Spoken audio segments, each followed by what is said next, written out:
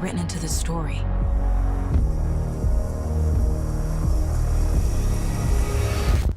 I brought you the Heart Witch. Show me the terror. Show me the terror.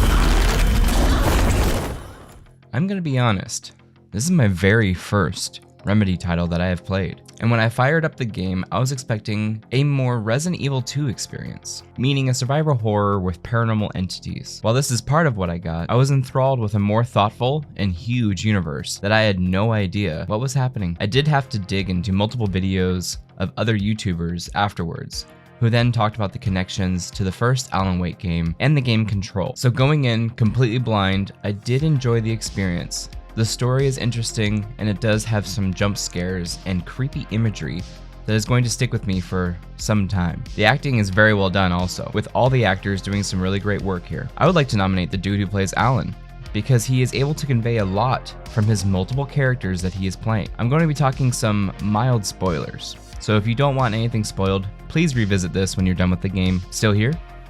Okay, let's go. The dude who plays Alan also plays Scratch, which is an infested version of Alan, and also Tom, a poet slash filmmaker who is in the dark place. The story is a little all over the place and does have a lot of ties to the first game and Control. That you don't need to play beforehand, in my opinion, but does enrich the overarching experience of the Remedy titles. I have to give Remedy some credit here. Their vision for all of their projects is truly remarkable and really does have a crazy and interesting world.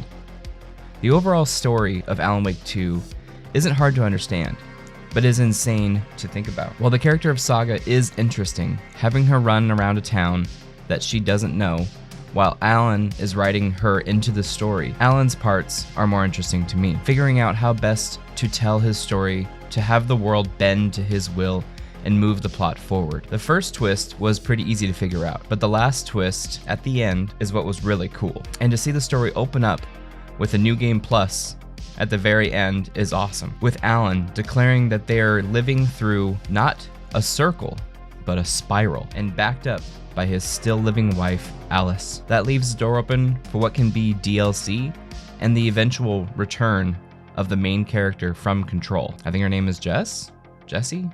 I'm not sure, I forget. You do see her in a little cameo while in Tom's hotel room through a TV. Not only do we get the Alan, Alice, Scratch characters, but we also get Saga in the real world with a real detective named Alex Casey. The whole cast of townfolk are also very memorable, especially the brothers who make these ridiculous Coffee World commercials, and the Coffee World park itself. Saga does have the most jump scares and creepy moments. Hi, Alfred. Agent Nightingale has been MIA for 13 years. How did he end up here? Up from the lake that's not a lake. It's dark. He was there too. You are not allowed in the lake until he says otherwise.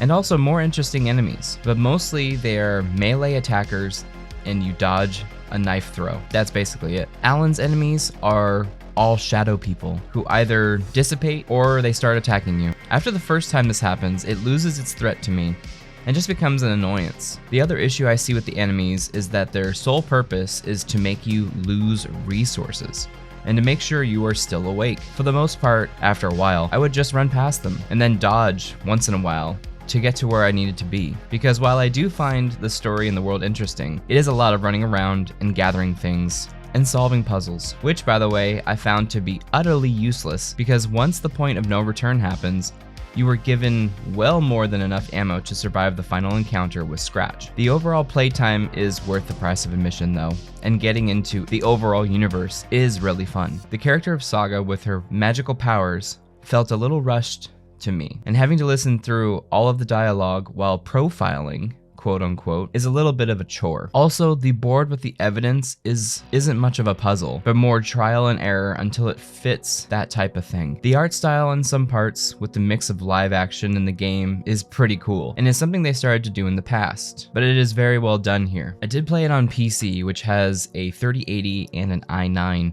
but I did run into some graphical glitches that I then had to change around some settings after an update on the card, on the game. I don't know if it was the Nvidia or if it was the game updates, but either way I had to fix them in the game. But once I figured that out, it was running a lot better. There were still times where the lighting was really blinding for some reason. For example, the sun setting in a really dark red tone at the end of Saga's side. That was actually getting in the way of the atmosphere for me and taking me out of the game. It did seem spooky, but at the same time, just kind of annoying. I would say if you want a detective and paranormal experience with a little bit of horror, scary vibes, I did have a great time with Alan Wake 2, and would put a mild stamp of approval to play. If you want a more survivable horror experience, I would suggest the Resident Evil 2 remake, which I did have a better time playing and did have actual fear and scares in there, especially with Mr. X. But the story and the crazy wild ride is worth the cost of admission, especially with how damn expensive things are nowadays. You do get a lot of hours of playtime here and lots of great acting and great questions and universe building that I do find interesting. So that's basically it. I finally beat it. Felt like it took forever, honestly, since it came out on Halloween, especially with that graphical glitch. But yeah, all good here. Great job to the team at Remedy. A very cool experience. If you enjoyed the review, feel free to like, share, and subscribe. If you didn't like it, thank you for watching and hope to see you again sometime. Thanks again.